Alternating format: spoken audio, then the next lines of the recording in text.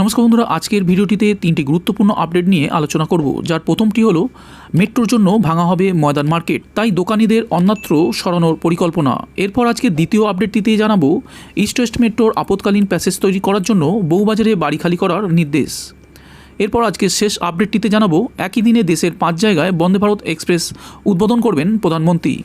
আগামী 26শে জুন আরও 5টি রুটে বন্দে ভারত ট্রেন চালু করতে চলেছে ভারতীয় রেল। জানা গিয়েছে ভার্চুয়ালি প্রত্যেক ট্রেনের উদ্বোধন করবেন প্রধানমন্ত্রী নরেন্দ্র মোদী।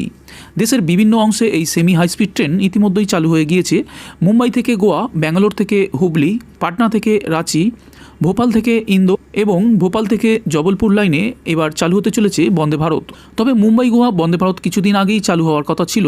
উড়িষ্যার ভয়াবহ রেল দুর্ঘটনায় তা বাতিল করে দেওয়া হয়। দেশে এই প্রথম একই দিনে 5টি বন্দে ভারত ট্রেন চালু হবে। করমণ্ডল দুর্ঘটনার পর ট্রেন যাত্রায় ভয় ধরে গিয়েছে অনেকেরই।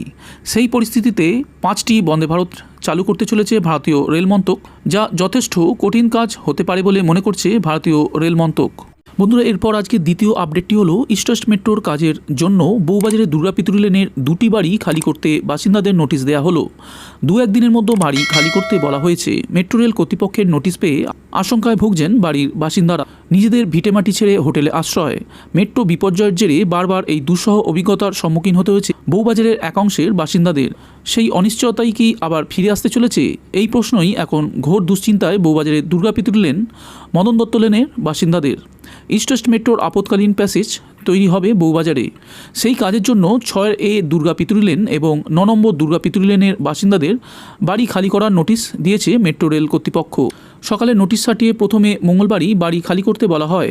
পরে মেট্রো রেলের তরফে বাসিন্দাদের জানানো হয় প্রযুক্তিগত ত্রুটির কারণে মেশিন কাজ করছে না, সেই কারণে 2-1 দিন বাদে বাড়ি খালি করতে পারেন বাসিন্দারা। কাজ শেষ হলে 19শে জুন তাদের বাড়ি ফেরানো হবে বলে জানানো হয়েছে। মেট্রোর কাজে ফাটলের জেরে অতীতে একটা দীর্ঘ সময় বউবাজারের বাসিন্দাদের একাংশকে হোটেলে থাকতে হয়েছে, কিন্তু অতীতের দুঃসহ অভিজ্ঞতার কারণে আশঙ্কায় ভুগছেন অনেকেই। দুর্গাপিতুরি লেন পরিদর্শন করেন মেট্রো রেলের হাই পাওয়ার কমিটি। এরপরে কলকাতা পুরসভার সঙ্গে কথা বলে নোটিশ দেওয়া হয় দুর্গাপিতুরি লেনের 2টি বাড়ির বাসিন্দাদের। মেট্রো রেল সূত্রের খবর, আপাতত 2টি বাড়ির বাসিন্দাদের নোটিশ দেওয়া হলেও প্রয়োজনে আরও বাড়ি খালি করতে বলা হতে পারে। বন্ধুরা, এবার আসছি এর পরের আপডেটটির দিকে। মেট্রোর জন্য ভাঙা হবে ময়দান মার্কেট, তাই দোকানিদের অন্যত্র সরানোর পরিকল্পনা। খেলার সামগ্রিক বিক্রির জন্য খ্যাতি অর্জন করা এই মার্কেটে এখন 350-র ওপর দোকান। ফুটপাতে পসরা রয়েছে অন্তত আরও 100 দোকানির। জোকা থেকে ধর্মতলা পর্যন্ত মেট্রো সম্প্রসারণের সমস্যা তৈরি করছে ময়দান মার্কেট। সমাধান হিসাবে মার্কেট ভেঙে দোকানিদের অন্যত্র স্থানান্তরিত করার সিদ্ধান্ত নিল মেট্রো কর্তৃপক্ষ। রাজ্যের প্রাক্তন মুখ্যমন্ত্রী ডক্টর বিধানচন্দ্র রায়ের নামে এই মার্কেট তৈরি করেছিল তদানীন্তন রাজ্য সরকার, যা পরে ময়দান মার্কেট নামে পরিচিতি পায়। 1972 সালে ধর্মতলার এই মার্কেটের উদ্বোধন করেছিলেন রাজ্যের আরেক প্রাক্তন মুখ্যমন্ত্রী সিদ্ধার্থ শঙ্কর রায়। খেলার সামগ্রিক বিক্রির জন্য খ্যাতি অর্জন করা এই মার্কেটে এখন 350-র ওপর দোকান। ফুটপাতে পসরা রয়েছে অন্তত আরও 100 দোকানির। মেট্রো পরিষেবার কারণে 50 বছরের পুরনো ময়দান মার্কেট রানী রাসমণি রোডে স্থানান্তরিত করার পরিকল্পনা করেছে রেল বিকাশ নিগম লিমিটেড।